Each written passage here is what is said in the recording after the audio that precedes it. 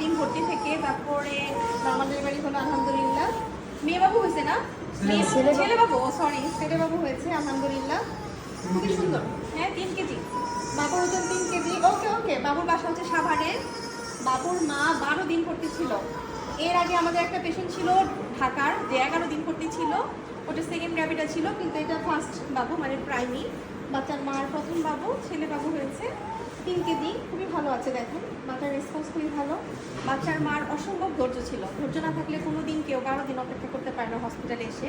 ওনার সামনে কত বাবু হয়ে গেছে নর্মালি, উনি বারবার আসলে দেখতো আর বলতো যে ইনশাল্লাহ ওনারা হবে।